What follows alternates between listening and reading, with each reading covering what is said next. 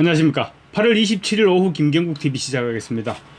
도널드 트럼프 미국 대통령의 한마디가 정말로 엄청난 위력을 발휘하고 있습니다. 특히 권력의 정통성이 부족한 이재명 같은 사람에게는 굉장한 충격으로 작용하고 있습니다. 이재명과 민주당이 완전히 꼬리를 내리고 있습니다.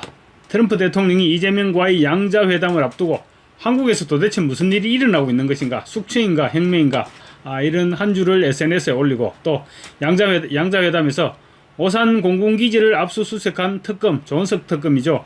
그자가 우리나라에서 데려간 미친 잭 스미스인가, 이렇게 한마디 했을 뿐인데 지금 많은 것이 바뀌고 있습니다. 말씀드리기 전에 이재명이 워싱턴 윌라드 호텔에 투숙하고 있을 때 미국 현지 교포 여성분들이 호텔 앞에서 이재명과 김혜경의 귀가 따갑도록 시위를 하는 영상 짧게 보여드리겠습니다.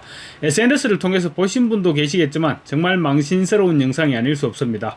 윤석열을 석방하라, 어떻게 도둑놈을 대통령으로 만들어 쪽팔려서 못살겠어, 어떻게 전과사범이 대통령이 될 수 있나, 국민들이 골비했지, 김혜경 도둑 X, 미친 X, 혜경아 국민 혈세로 스시 사먹자, 이렇게 외치는 장면입니다.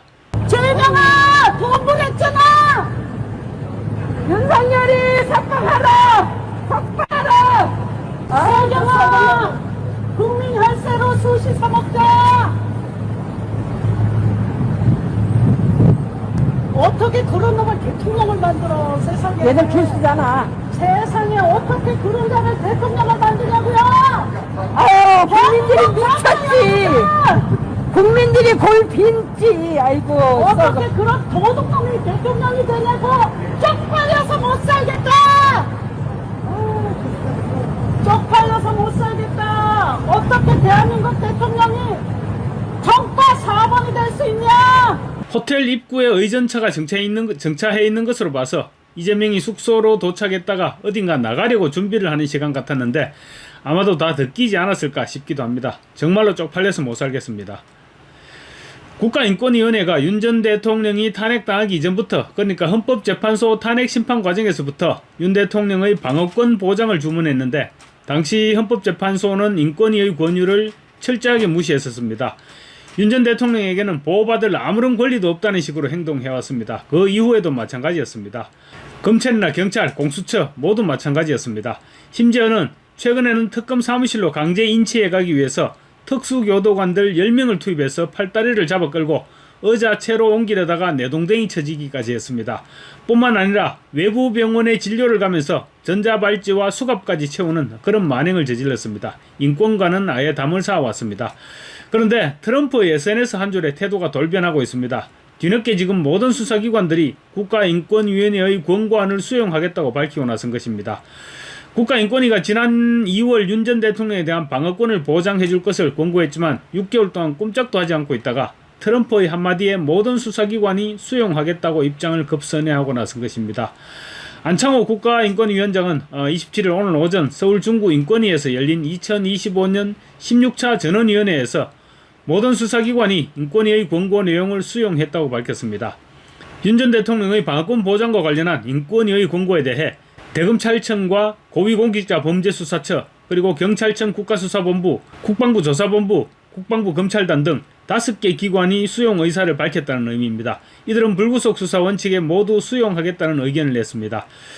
대검찰청은 법무부 인권보호 수사규칙을 원칙으로 하고 예규 등 관련 규정을 고려해서 비상계엄 선포와 관련한 수사에도 이를 준수하겠다고 했으며, 공수처는 헌법과 형사소송법의 원칙을 준수하겠다는 취지로 답변해왔습니다. 국수본과 국방부 검찰단은 각각 인권보호규칙 등에 따라서 권리보호에 만전을 기하겠다거나 군검찰에 입건된 주요 피의자의 불구속 수사가 진행되고 있으며 앞으로도 신중한 판단을 하겠다는 취지로 회신했다고 합니다. 직접 수사 사건이 없는 국방부 조사본부 수사단은 수사가 진행되는 부분은 없지만 앞으로 수사하게 된다면 인권위의 권고사항을 준수할 수 있도록 적극 검토하겠다고 응답했습니다. 인권위 권고안은 윤 전 대통령에 대한 방어권 철저 보장과 불구속 수사를 권고한 내용을 담고 있습니다. 이번 일을 보면 더 큰 권력에는 두려워하는 독재자들의 속성이 그대로 드러나고 있습니다. 독재자에게는 바로 힘이 정의입니다. 잘못한 것이 없고 떳떳하다면 트럼프를 두려워할 이유가 없는 것입니다. 그러고 보면 오산 공군기지를 압수수색해서 이번 사건의 단초를 제공한 내란 특검, 한국의 미친 잭 스미스라고 트럼프 대통령이 언급한 조은석 특별검사는 이제 큰일이 났습니다. 이와 함께 여의도 순복음교회 여의도 순복음교회와 이영훈 담임 목사의 자택, 그리고 극동방송과 김장환 목사의 자택을 압수수색한 해병특검 이명현 특별검사도 마찬가지입니다. 트럼프가 브라질의 전직 대통령에게 전자발찌를 채우라고 강압한 대법관을 어떻게 하는지 지켜봐왔기 때문에 두렵지 않을 수 없을 것입니다. 오산공군기지와 함께 교회들에 대한 압수수색 영장을 발부해준 판사도 공포스럽기는 마찬가지일 것입니다. 교회를 건드린 것은 미국의 건국 정신을 건드린 것이기도 합니다. 특히 이영훈 목사나 김장환 목사의 경우 정인도 아니고 참고인이었을 뿐만 아니라 이들의 경우는 미국 보수 진영에서도 상당한 영향력을 행사할 수 있는 그런 종교계의 거물들과 교류가 적지 않을 것입니다. 교회나 오산공군기지를 건드린 것은 미국 보수 진영에서 볼 때는 일종의 성역을 건드린 것이나 다름없을 것입니다. 이재명에게 잘 보이려 하다가 까딱자만 하면 이재명으로부터는 당연히 버림받겠지만 인생 종치는 수가 생기는 수가 있을 것 같습니다. 수사기관들이 일제히 인권위의 권유를 받아들이겠다고 나선 것은 이재명이 어떻게 당하는지 지켜봤고 또 이재명의 입김이 작용했을 것으로도 볼 수 있을 것입니다.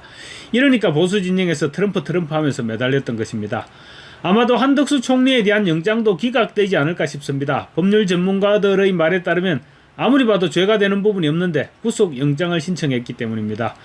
트럼프 이 같은 발언 이후 이재명과 좌파 세력들 그리고 정성호 법무부 장관, 내란 특검 등이 앞다투어서 트럼프 대통령이 들으라고 해명을 내놓고 있습니다. 트럼프가 한마디 한 이후에 국내 수사기관들도 이렇게 입장이 바뀌었고 또 이재명과 좌파 세력들 그리고 정성호 법무부 장관, 조은석 내란 특검 등이 앞다투어서 트럼프 대통령이 들으라고 해명을 내놓고 있습니다. 트럼프의 위력이 발휘되고 있는 것입니다.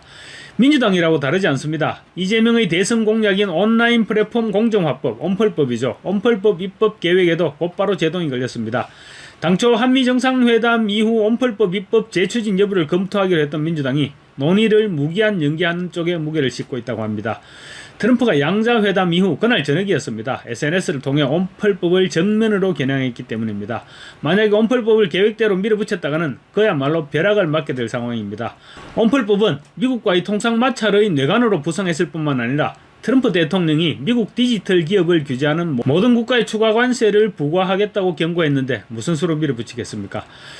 그런데 온펄법은 사실 누가 봐도 부당한 법안이고 실적을 공개하지 않는 중국 기업들에게 혜택을 주겠다는 그런 의도가 분명한 그런 법안이었습니다. 국회 정무위는 통상마찰을 우려해서 입법 논의를 중단시켜놓고 미국과의 통상마찰이 끝나면 밀어붙인다는 계획이었다는 것으로 보이는데 이제 아예 뚜껑을 덮을 수밖에 없는 그런 상황입니다. 이런 가운데 양자회담과 관련한 MBC와 좌파 언론의 수준 떨어지는 작태가 눈살을 찌푸리게 하고 있습니다. 이재명이 방미 기간 동안 천문학적인 국익 손실이라는 참담한 협상 결과가 드러나기 시작하고 있는데도 불구하고 이 같은 결과는 외면하고 이재명을 부각시키는 데 정신이 없습니다. 트럼프가 이재명의 의자를 빼줬다는 것 하나를 붙들고 특급 의전, 극소수 정상만 받는 의전이라는 등의 쓸데없는 의전 포장에 집중하고 있습니다.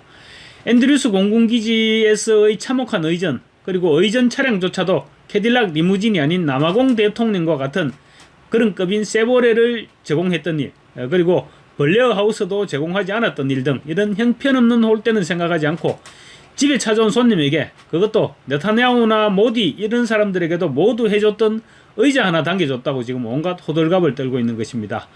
이와 함께 다른 언론들도 트럼프가 이재명을 스마트하다고 극찬했다, 돈독한 만남이었다, 선물을 줬다 이런 서잘데기 없는 칭찬을 하느라고 지명과 전파를 낭비하고 있습니다.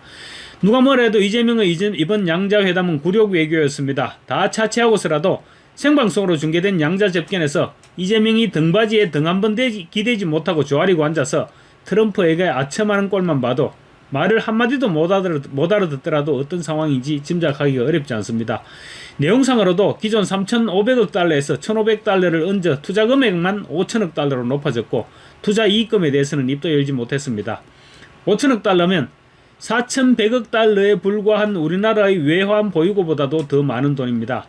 3,500억 달러를 깎기는커녕 이재명의 개인 리스크 때문에 오히려 1,500달러나 더 얹어주는 그런 결과가 나타났습니다.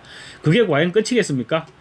상태가 이 정도인데도 기성 언론들은 이재명을 칭송하기에 정신이 없으니까 이게 바로 대한민국 언론의 현주소입니다. 감사합니다.